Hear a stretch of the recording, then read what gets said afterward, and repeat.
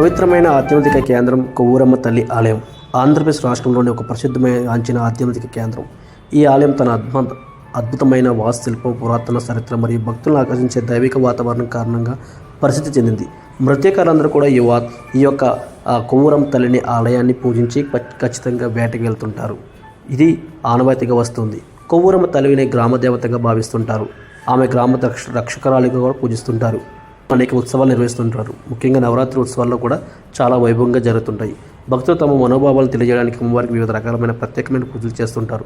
ఆలయం చుట్టూ ఉన్న ప్రశాంతమైన వాతావరణం, అలాగే గోదావరి చుట్టూ ఉన్న గోదావరి గట్టు మీద ఉండడం ఈ యొక్క వాతావరణానికి అమ్మవారి ఆశీస్సులు ఎక్కువగా ఉంటాయని, కొవ్వూరమ్మ తల్లిని పూజిస్తే కనుక ఖచ్చితంగా కోరికలు తీరుతాయని, అలాగే మత్స్యకారులందరూ కూడా వేటకి వెళ్ళేటప్పుడు ఈ యొక్క ఆలయానికి వచ్చి దర్శనం చేసుకుంటే ఖచ్చితంగా వాళ్ళ వేట కూడా కొనసాగుతుందని చెప్తుంటారు.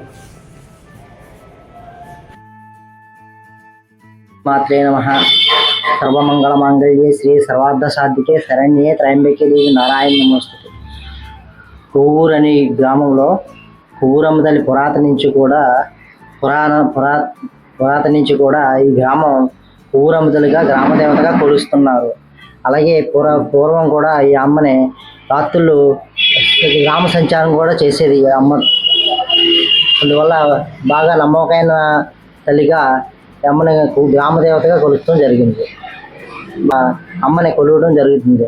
విరివిగా వరవడం, అమ్మని కొలవడం, గ్రామదేవతగా అందరూ కూడా మహా నమ్మకంగా పూజ చేస్తూ ఉంటారు. అమ్మ గోదావరి చేపల వేటకి వెళ్ళేవారు అందరూ కూడా మత్స్యకారులు ఈ అమ్మని కొలిసి ఆ వేటకి వెళ్ళడం జరుగుతుంది.